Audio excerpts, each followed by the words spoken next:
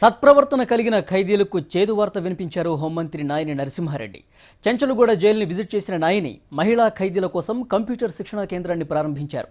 జైల్లోకి అక్రమంగా వస్తువులు వస్తే ఎంతటి వారిపైనైనా చర్యలు తీసుకుంటామని హెచ్చరించారు. చెంచల్గూడ జైలుని సందర్శించారు హోంమంత్రి నాయిని నరసింహారెడ్డి. జైలు శాఖ డీజీతో కలిసి విజిట్ చేశారు. పురుషుల ప్రధాన జైలుతో పాటు మహిళల ప్రత్యేక జైలును పరిశీలించారు. మహిళా ఖైదీల కోసం టీసీఎస్ సాయంతో ఏర్పాటైన కంప్యూటర్ శిక్షణ కేంద్రాన్ని ప్రారంభించారు.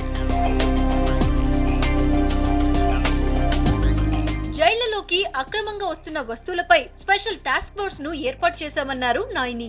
ఏ స్థాయి అధికారుల పాత్ర ఉన్నా కఠిన చర్యలు తీసుకుంటామన్నారు. టైం తక్కువగా ఉండడంతో ఈ గాంధీ జయంతికి ఖైదీలను విడుదల చేయలేమని చెప్పారు. టాస్క్ ఫోర్స్ వేసి అక్కడున్న దొంగతనాలన్నీ పట్టుకున్నాడు. సెల్ ఫోన్లు దొరికినాయి, గంజా దొరికింది, అవన్నీ పట్టుకున్నారు.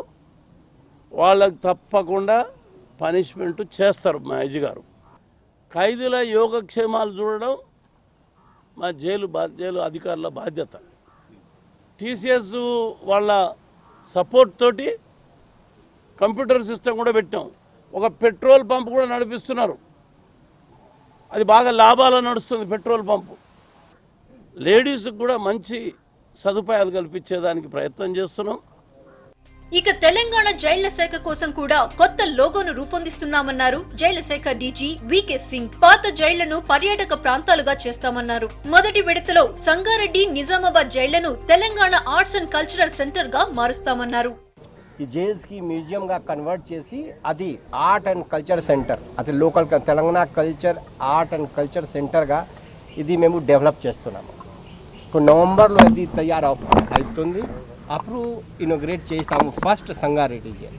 అయితే సత్ప్రవర్తన కలిగిన ఖైదీలకు మాత్రం నిరాశ మిగిలింది. గాంధీ జయంతి రోజున విడుదలవుతామనుకున్న వారికి చేదు వార్త చెప్పారు నాయిని.